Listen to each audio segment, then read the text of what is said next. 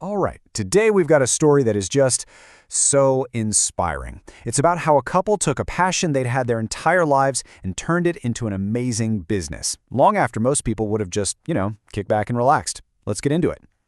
Everything, and I mean everything, started with this one simple question.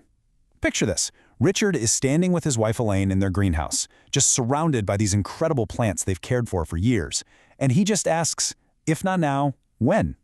And that was the spark. So who are we talking about here?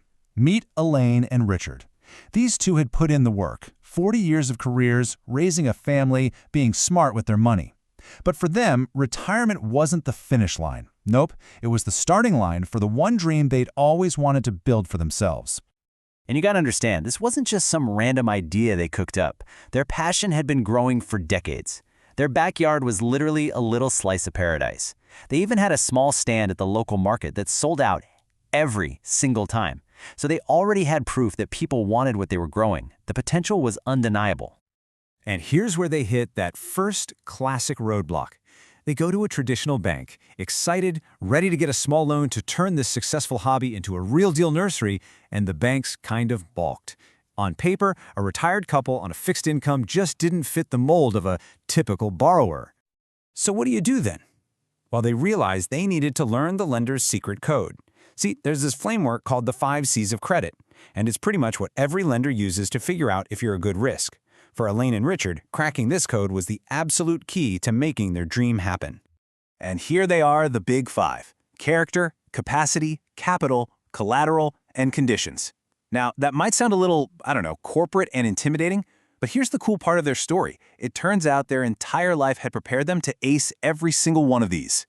You see, their whole life story was basically the application for this loan. They just needed to figure out how to tell it. The very things the banks saw as risks at first glance were actually their biggest strengths. First up, character. Now, this is about more than just a credit score. It's about who you are, your reputation, your history. It's the lender asking themselves that gut check question. Can I trust this person to do what they say they're going to do? And Elaine and Richard? They had character in spades. We're talking decades of reliable careers. They were known and respected in their community. People knew they were honest. Heck, local garden clubs were literally lining up to vouch for them. Their character was rock solid. Okay, next is capacity. This is the nuts and bolts part. Can you actually afford the loan payments? Lenders need to see some proof that your idea can make enough money to pay them back each month. And this is where that little market stand was pure genius. They didn't need a complicated financial forecast. They had something so much better: real-world proof. The fact that they always sold out showed that a customer base was already there, hungry for what they had to offer. The third C is capital. Lenders often call this skin in the game. It's all about what you are putting on the line. They want to see that you believe in your own dream enough to risk your own money on it. It shows you're serious. And they did.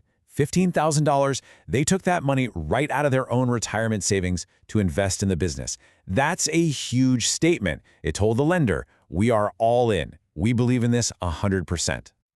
Number 4 is collateral. Just think of this as the lender's safety net. It's something tangible you own, like a house or equipment, that you pledge as security. It just lowers the risk for them.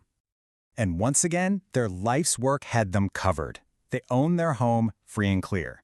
They had a small plot of land that was perfect for the nursery. Plus, they had all this equipment they'd collected over the years.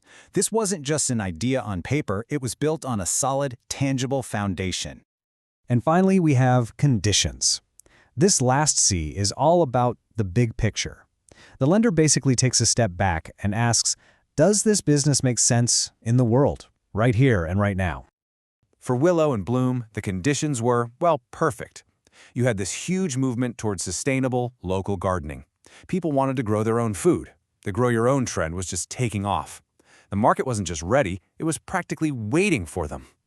So while the traditional banks were stuck on the word retiree, a different kind of lender, CADDA, saw the whole story.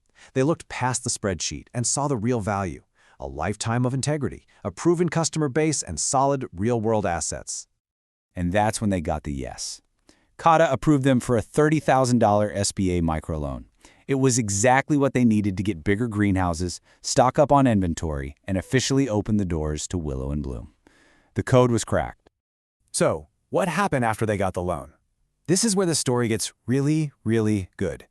This is what it looks like when a dream that's been cared for decades finally gets the resources it needs to just bloom.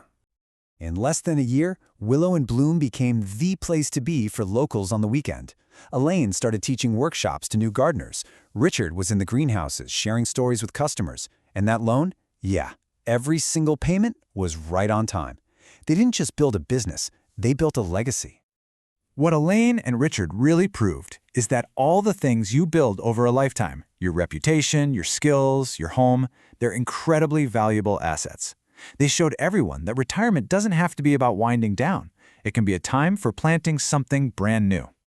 And that really just leaves us with one final thought. Elaine and Richard tended to their dream in their own backyard for years before they let it grow into something bigger. So the real question is, what's the dream that you've been tending to, and what would it take to finally let it bloom?